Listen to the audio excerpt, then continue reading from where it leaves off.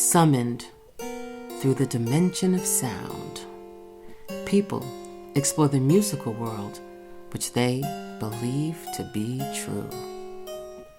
But there is a world, unheard by some, that is filled with stories of an unknown reality, a jazz side.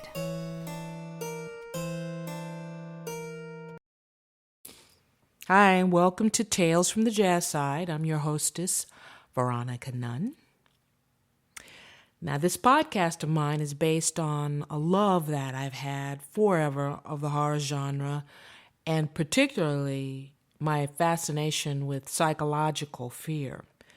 Now, on this show, my guest and I will explore these elements of fear, things that frighten us, but the show is not exclusively about what frightens us only. It's also about how we handle that fear and the unique way that we do it as artists and entertainers. Now, I have a tagline for the show, and it's called Have Podcast, Will Travel. What's your story? And besides the stories that you'll hear in this podcast, I'm also recording this live at different locations. And so there'll be times when they'll have ambient noise that'll seep through, like a police siren or dogs barking or something to that effect. And I'll do my best, that I can in order to edit those out. But that's what happens when you record things live and you go on location. Okay. Now, along with this podcast, I've written a monthly blog where I post detailed information about my guests in the show. Now, the blog is the same title, Tales from the Jazz Side, and you can find that by visiting my website, www.veronicanunn.com. Click on a tab at the top of the page or at the bottom of the page that says that. You can also follow me on Twitter. There is a follow button on my homepage on the website.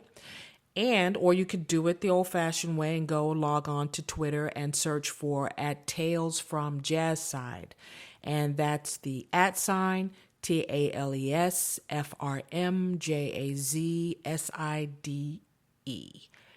And if you really want to know about all that we're doing, the blogs, the podcast, and upcoming performances, I also have a new newsletter that you can subscribe to. And that you can find that on my homepage as well. Okay. Episode 2 of Tales from the Jazz Side is with bassist-composer Jay Anderson. When you're reading online about Jay Anderson, there are two words that you'll see over and over, and those are versatile and respected. In addition to Jay being remarkably talented, creative, and sensitive, when you're playing with him, you also get the feeling that you can trust him to be completely in the moment and that he's going to be prepared for whatever comes up. Jay is the kind of musician who does his homework, and the beauty of this is that it's not defined by, whether you're famous or that you can pay more for the gig. It stems from his high sense of responsibility to what he does, to his craft, and also his respect that he has for the people he works with. And trust me, this is an incredible, great quality to have, and it is so rare to find these days. This episode has been enlightening for me because through this interview with Jay, I was made aware of other types of fears that I never took into consideration when I was putting together the concept of this show. Throughout Jay's career, the experiences he's accumulated as a musician is the kind of material that make great read. And in sharing his two stories about being on the road, I came to realize, finally, that having talent is great, but it's just as important to be prepared and that you will be tested. And in the long run, how you perceive it and what you do is the mark of a true professional. To read more about this incredible bass player, Jay Anderson, you can visit his website, www.jandersonbass.com. He has a Facebook page, so you can go and friend him. I've also, on my blog, Tales from the Jazz Side, I posted a short bio on him, which you can find at my website, www.veronicanunn.com. So, join me now on Tales from the Jazz Side with my guest, Jay Anderson. My guest is bassist, composer Jay Anderson. Hi, Jay. How are you? Hey, Veronica. I'm good, thanks. Thank you for being on Tales from the Jazz Side. Pleasure to be here with you. Great, great. Now, you and I met while doing the Michael Franks tour. And over the years, occasionally you've played with my trio, some rough gigs, but I'm really appreciative that you did that. Not rough at all. No? Didn't seem like some of those funky gigs that we played. Those are some of the most fun gigs. Yeah, you remember that place that was on, I think it was across from 34th Street? Oh, God. And we were playing in the hockey game was over and guys painted blue were walking in screaming. Yes, that one. Yeah. So that wasn't weird at all. No, what? Okay. Well, anyway, I apologize now in hindsight for having subject you to that. You've also played on Travis Shook's Trio CD, which was released in 2011. Mm-hmm. So we have you recorded on our Dead Horse record label. That was just to say this trio and listening to you and all of the recordings that you've made, it's just been remarkable as a bass player and very professional. And that's what they write about in your bio. And we'll talk about that too before the show, so that way you don't have to sit here and be embarrassed by all of the incredible accolades. Well, there's something really cool about working with musicians for a long time, especially when you're on the road. And touring with them, you sometimes get a chance to bond. I mean, other times, maybe not so, because some people are private. But in this case, I thought we bonded very well while we were on the road. When I first met you, one of the things that I was a little nervous about was, what kind of person is Jay Anderson? So he's going to be playing with us, and is he really serious? Because some jazz guys can be very serious. And what struck me from the very beginning was this amazing sense of humor that you have, and that you always tell these stories. You can't make them up. You tell these stories about things that have happened to you that are just unbelievable. We sit there just rapt attention, like, oh wow, this can't possibly have happened. Now, what I want to ask you is, do you think of yourself as a person that has a sense of humor and tells story? I mean, are you aware of that quality that you have? I guess I have kind of a dry sense of humor, and I'm pretty good at personal anecdotes, but not so good at joke telling, Okay. I'll come back from the road and tell my wife these stories, and she's like, oh, you should write a book. There's such great stories. And I said, Marianne, every musician I know has these stories. This is just what traveling around and dealing with club owners and weather and planes and the guy sitting next to you in the middle seat and just all the guy putting his stuff in the overhead bin. These are just things we all deal with that, it can either drive you crazy or you can try to find some humor in it. And I guess I do a little of both, Yeah, I always feel that it's really necessary when dealing with things that, that are frightening to you or unknown to you, to have a sense of humor about that. Mm-hmm. It helps you kind of get through all that. Now, when you were little in kindergarten, would the kids say, oh man, Jay, you got some cool... What are you kidding? I was like just an awkward little, I have...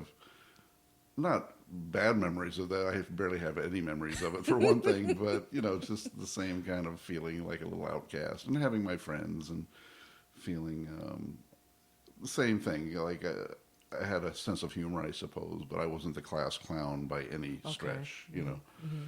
But, I guess I'm just a funny guy. Well, not really, I think you are. I think it's that's just nice to hear. I don't think of myself that way particularly, but...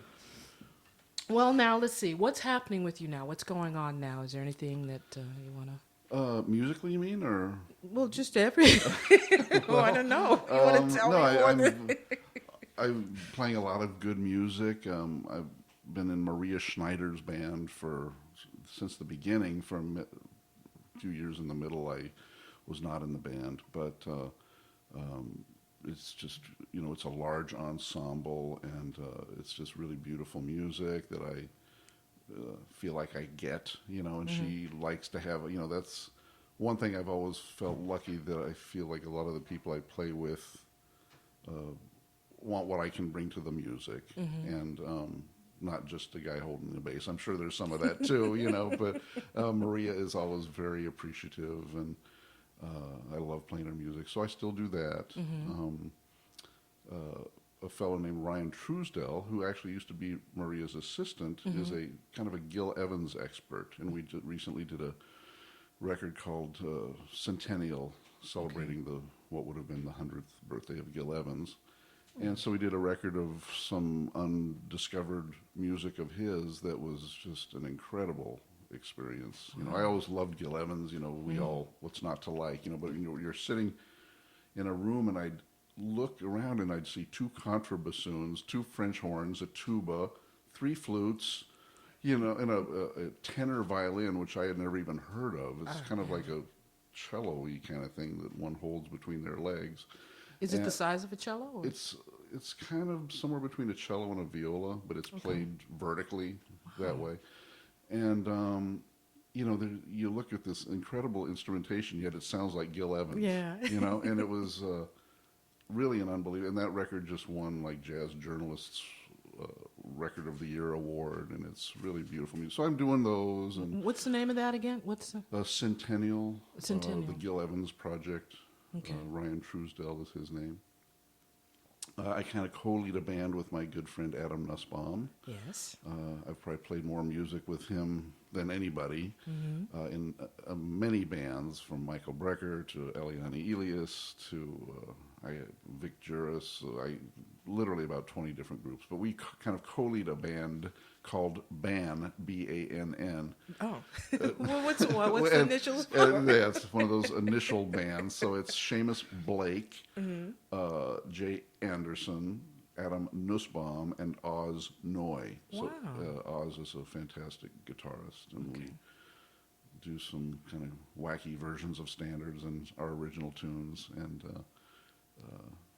fairly nicely accepted around the world. We're trying to get more tours happening. So that's is it in the genre like a more traditional jazz? I know you mentioned standards, but does it just kind of cover it covers, wider? The Oz, the guitar player, when he does his own music, it's actually pretty funky, and it's with Will Lee and different drummers, and it's pretty amazing. He uses a lot of pedals and is into sonic kind of stuff, but he's also an incredible linear jazz player with his own kind of quirky sound and vocabulary musically, and it just makes for an interesting combination. But we play, we play All the Things You Are,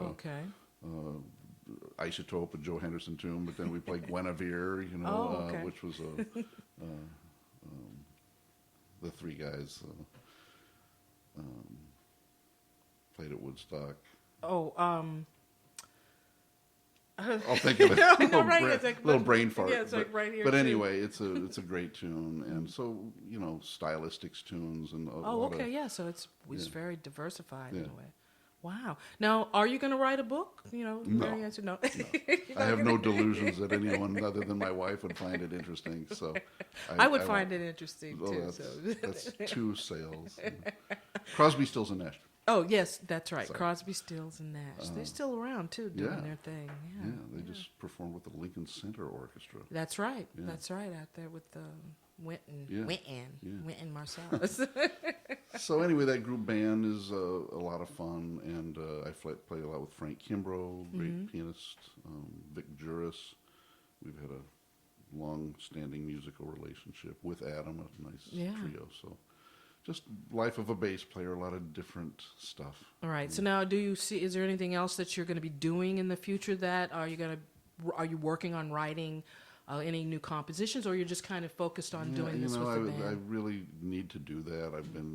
I did that several years ago. I did a couple records of my own, all my own music, and since then I've been kind of busy as a sideman, and I've let that slip a little more than I should. I have this lovely studio you Yeah, just saw, yeah, you it's know, and I've been beautiful. Yeah. maybe done 40 records there with other people, but have not done my own thing, you know. Yeah. So it's really time to buckle down and do that. So. Yeah, that'll be great. We look forward to hearing it. You know, you tell such great stories. So you got to tell me a story. I want you to tell one of your stories, how you tell us when we're sitting backstage listening to some of the stories that you tell us. Okay. Well, you mentioned, I know that your theme is scary stuff, you know, so I used to play with Michel Legrand, the Okay. composer. How could Michel Legrand be scary? But, Yeah, right. you know, he writes all this beautiful music, but we were on the road playing with symphony orchestras, and there was a blizzard, and we got stranded in Harrisburg, Pennsylvania. We were supposed to get to Nashville or something. We couldn't get there. So we had to check into this no-tell motel, you know, to stay overnight. And Michel is actually a pilot, and he was like, "We'll get a plane, and I'll fly us out of here." You know? Wow. Okay. None of us were thrilled about flying with him In a blizzard. you know. But we checked into this motel in the outskirts of Harrisburg, PA, and so, as you know, we've been on the road many times together, and it's a nasty motel. So everybody kind of gets to their room, opens the door, and throws their stuff in there, and kind of leaves the door open. You know, how's your room? Oh man, you know. So everybody's doors are open, and everybody turns on their TV. And every TV, whatever channel you turn to, this was in 1987, in January of 1987, whatever channel you turned the TV onto, there was a press conference, and some guy was giving a press conference, some local politician. Okay. And you could hear it down the halls, and everybody's doors were open. We had just walked in the place. So everybody hears this thing, and this guy is he's kind of sweating, and he's talking about how he's not guilty, and he's getting a bad rap. And I'm kind of unpacking my bag, barely paying attention. And then he stops, and he calls his assistant over and hands them manila envelopes. Okay. And he has a manila envelope. So he continues talking, and one of his assistants opens their manila envelope, and all of a sudden, somebody starts screaming, "Oh my God, no, don't do it!" He opens up his manila envelope and pulls out a huge gun, Oh no. sticks it in his mouth, and blows his brains out. Oh my God. And you could hear, you know, everybody in the band like, "Oh my God," you know, people screaming down the hall. And it turns out his name was Bud Dwyer, and he was up on some sort of thing, and I don't remember all of he was like the treasurer of Pennsylvania or something. But that scared me. Oh, That was I can pretty, imagine. you know, I mean, because it was happening in real time, so there was no yeah. editing, and it was pretty bizarre. Wow, and it was on. You could see it. It was. Oh yeah. It was televised. You could actually. You know, he actually pulled out the gun. I think you could go on the internet and probably see some of the images if, you know, one is so inclined. But, you know, he held the gun there for a minute, and you're thinking, what's he gonna do? And then before you knew it, he just put it in his mouth and. I mean, what are the took himself chances out. of that? I mean, first of all, you were there was Michel Legrand. I mean, first of all, that's Michel Legrand. You know, like a tour out with him, which is he's the most. What are you doing with the rest, for the rest of your life? Yes, it's Mhm. so you know, it's easy and nice and smooth, and of course, there's only things like that could happen to you. I mean, you you have these kind of stories. No, that, but you know, like I said, I know. I have one other quick one. Yeah, no, this is great. With, No, with please. Carmen McRae. Okay, this and is great. I think I told you this one, but we were playing at a place called Lulu White's in Boston. Okay. And we're playing, and all of a sudden, it's, you know, like one of those red velvet seedy clubs. People were smoking cigarettes in those days. It was pretty, you know, nasty club. And somebody in the audience yelled, "He's got a gun!" No. So 100 or however many people stood up and like cockroaches when you turn a light on. I mean, they just jumped, out of Yeah, their yeah, seats and yeah. headed toward the door in this complete cacophony. And Carmen, without flinching, with her looking like she almost had taken a Quaalude, her eyes were completely relaxed, and she said, "Blues, one, uh, F," And we played while these people streamed out of the place, and it's like I'm 22 years old going, Carmen, is this, are our lives of any import here? Yeah. But the people left, and nothing happened. And it was not a big Right. No, deal. but that's I mean, more. But just that image of her. Oh, Stuck with me. probably in some of the juke joints that she's played over, from, the early 50s, they are always packing guns and Yeah. people are shooting and you stole my man and all of this different kind of things. And so Yeah. it just seems as if she would be used to it. I said I wanted a dry martini. It's like, that's That's fodder for common. gunfire. Yeah, she was tough. She was a real, tough broad, really kind of very worldwide. She just was so aware of how things can go up and down, and she just kind of went straight with it. I also understand you were telling me that she used to make you was she the one who used to make you guys go on picnics with her, or was that? Yes, Yeah, we she went on was- a couple picnics. Right, but it's like I was thinking, okay, maybe I can make the band go on picnics with me. But wow, what two great stories, and they're about guns, which is a very which well. I mean, there's it's a lot of differing. That's a hot topic, and I have my feelings about that. But yeah. Well, it's a won't get good. into It's that. definitely something we should look at because it's so in our society. Yeah, it's just past the tipping point. Yeah, and it's scary. It It's is. a very scary thing, and people who wield guns, and it's a fear. It's a type of fear that runs with them. And you go to other countries, and they think we're crazy. Yeah, absolutely, absolutely. So we really, it's actually appropriate stories because it does fit into the So show that's the kind about. of stuff that scares me. Okay, well that's good. That's what I was trying to get from you, Jay. And remembering tunes. That is a. Yeah. Well, you've played so many tunes. I mean, I guess you as a bass like, player, what can happen is if you're playing standards, you'll play one tune in E flat, for example, and then somebody will call kind of a similar tune in E flat, and you get about halfway and you realize everybody has kind of morphed back into the other tune. right. No, I've had that happen too as a singer. It's like they go to different bridge. They just go to all start on another bridge, and you're just sitting there. And also, I think with just playing the bottom to things is laying in that rhythm and giving the balance, the solidness to things. It's like drummers. I always wonder, how do you know where you are? Well, Because good it's drummers just always have the song just running through their DNA. yeah. And you have, of course, the charts are there. Are you aware of lyrics? Do you know lyrics when I'm you? not really. That's actually somewhere where I'm not very good. Yeah, and you just kind of like you The autumn leaves, something. just know like when it's time to tag Yeah. it out. As a bass player, like the type of jazz where you're just playing tunes with people, I know a lot of tunes, and I usually kind of defer to the piano player or guitar player, the person playing the chords, to their version of the song and their set of changes. So, but every once in a while, I was in Amsterdam 2 weeks ago, and we were going to do a quartet concert. I was doing a workshop there for a week, and they said, "Oh, you guys do a concert?" Okay, so we show up at the BIM House, which is kind of the venue in Amsterdam, and we didn't talk at all about what we were going to do. And we were standing there, and I realized, oh wow, it's just bass, drums, and 2 saxophones. Oh, okay. And I can't really lean on a piano player or anything. I have to be kind of proactive. So That's true. I said to these guys, well, what are we going to play? And they said, oh, we'll just call some tunes. And I said, well, I think we better talk about that right now, because I, don't want to. One of my main goals is to not suck. Right. So, right. So we had a conversation. They were all tunes we knew, and it was fine. Yeah.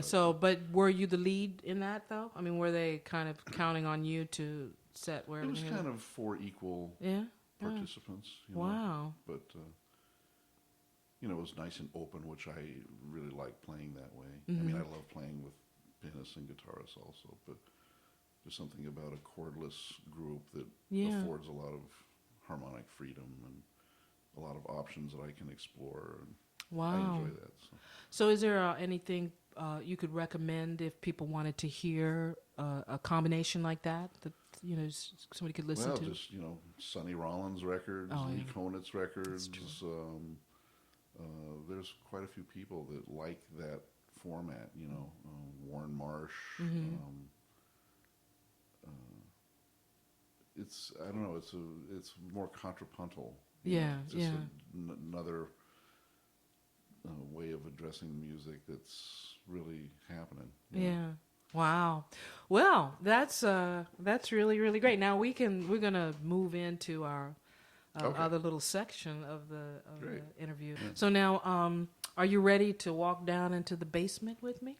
Let's go down into the Oh, depths. okay, we're That's gonna where go I live down into- anyway as a bass player. So That's true, man.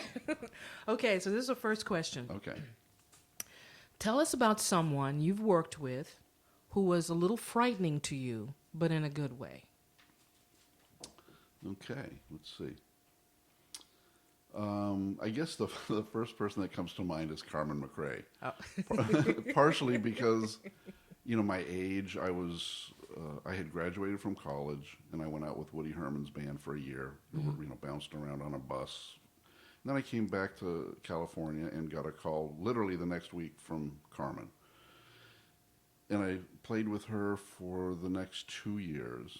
And, it was an honor, but like they say, youth is wasted on the young. Yeah. Here's a woman who was best friends with Billie Holiday, and, my musical appreciation for her. Even when I hear her now, God bless, I realize, wow, how heavy Yeah. she Oh, truly yeah. was. Absolutely. And kind of a scary gal. Yeah. for she had a house in the Hollywood Hills, and we'd go up there to rehearse. And she was always actually really sweet to me. Mm-hmm. So it's not based on anything than my own hang-ups, but we had one little run-in, but about the clothes I was wearing at Marty's Steakhouse on the Upper East Side. But that's another story. So she was a little scary. Yeah. I observed her horrify others. Okay, Whether yeah, it was a chauffeur or a person behind the front desk or a club owner. Oh, wow.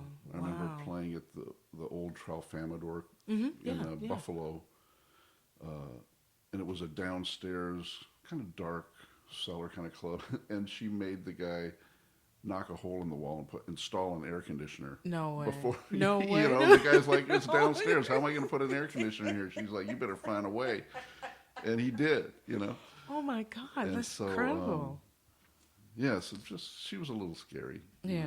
Was that the first singer that you played with, or were you aware that she was Carmen McRae? I was yeah, aware okay. of her stature, but again, I wasn't really.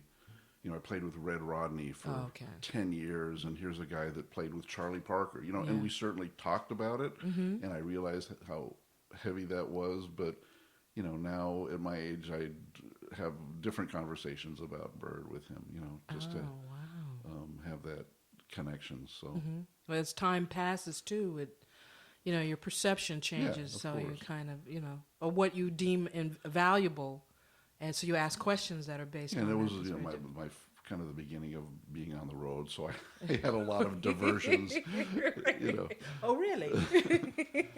Well, we won't stay that far in the basement. Yeah, try to get out of the gutter. But So now, okay, so here's the second question. mm-hmm. What is the scariest work in any medium, which is either painting, photograph, book, movie, television, whatever, that you've encountered? That's an interesting. Because I guess I'm a kind of a pragmatist, so when it comes to people's personal expression, whether it's art or I don't really find stuff scary. Really? I've had scary things happen on the road, and I don't know if that's the third scary question. So if I should jump ahead, or I don't really get scared, you know. You mean like there's not a movie that you've seen or anything that you look at and you go, "Oh, that just I kind of remember sets." seeing, like everybody else, when Psycho came out, and I remember the shower scene. That I definitely jumped out of my seat. Okay, You know, okay, but horror movie, I'm not really into scary stuff. You know, I would never go to a horror movie. Or, okay. you know, I have a little problem with Halloween, going Oh. around begging for food. You know, With candy, especially. but you know, I guess nothing really. Not even in a sense of like disturbing. You know, if you see an image that's Oh, well, disturbing, yeah. that kind of, you know, you're saying, "Wait a minute, this is tapping into something." Yeah, like that, Eraserhead. I remember seeing Okay. that. You know, Okay. when I had, wow, what is this? You know, and then it was on TV maybe within the last year, and I thought, oh, now that I'm older and more mature, I'll watch it again. Still had no clue. That's some weird, you know, stuff. I don't think anybody. Yeah, and I don't think it's understands it. necessarily supposed to have a punchline or whatever. It's kind of like some music. You just accept it on, you know, Yeah. on Well, the its own baby, terms. the baby in that is really, you know, that the weird baby. Yeah, yeah. It's just. I guess Weird Baby, Rosemary's Baby, that was a little disturbing Okay, too at yeah. the time. Yeah, Speaking that. of babies, Ooh. that's a pretty out there one, you know. I know if I keep digging, Yeah. we'd find something here that We'll be that's sitting interesting. here crying. Terrified. Yeah. No, that's interesting because when you say you're a pragmatist, you just kind of see things very specifically, and so that you don't think of it in other realms, and or you I just guess, you on know, like face value. I can't imagine music being scary in any way. You know, Okay. I can imagine it evoking a certain emotion, and I guess fear is an emotion, but not particularly. You know, Okay. I tend to find the joy in it, or the adventure, or the non-scary kind of aspects of Wow. things. You know, That's great. Well, that is great because it leads into this very next question that I'm going to ask you, which is, what is the scariest thing that has ever happened to you while performing live? okay. Well, I have a couple. I might divert from that. a Okay, little. that's fine. But scariest thing performing live, just, you know, the bass coming unplugged, or certainly odd stuff. But again, you know, being ill. Oh, yeah, that's always one for people. You know, I don't want to get too into it, but eating some bad food and wondering how long you can really stand there. You know, we've all had that. You know. Right. So that's scary, but the music itself is always. Is that what you mean?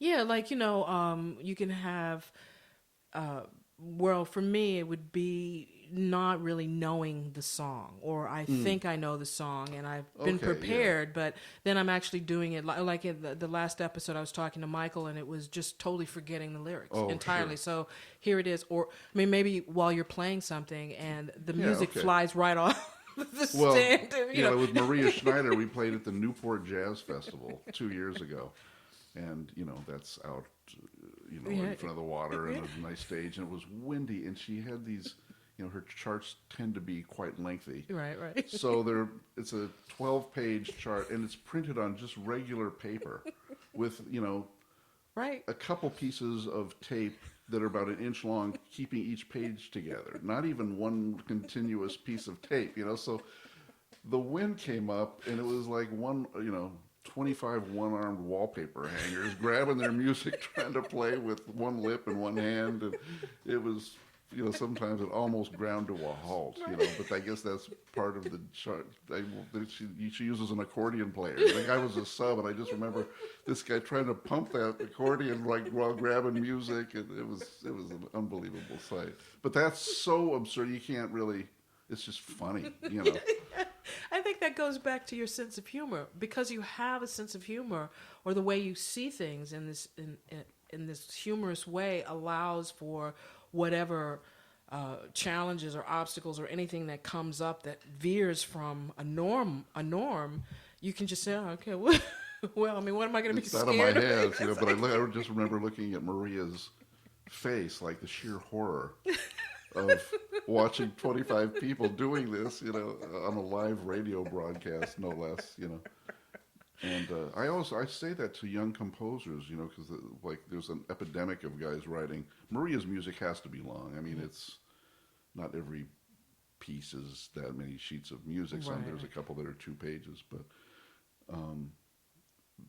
the kind of music she writes, it's not epic, but I mean it's lengthy, and she needs it to express herself. And but there's a lot of young guys that write this music that's 10 pages, and it's all in 11/8 and 13/8, and this difficult music anyway that you have to have all your ducks in a row and the gods on your side, the stars aligned for success anyway. Right. And then you go do a gig and there's no music stands, and it's a windy day outside, and then it's all up, and you just Stella by Starlight, boom, it's the old standbys. The old standbys. Wow. Well, I really appreciate you taking your time out today to do this show for us.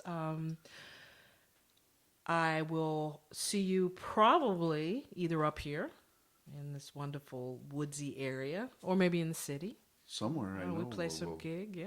We'll play another weird gig with some hockey fans. That would be, that would really be great. It would really be. But thank you so much for doing this. Thank you, Veronica. I appreciate it. It's my pleasure. Yes. Okay. So that wraps it up for us on Tales from the Jazz Side.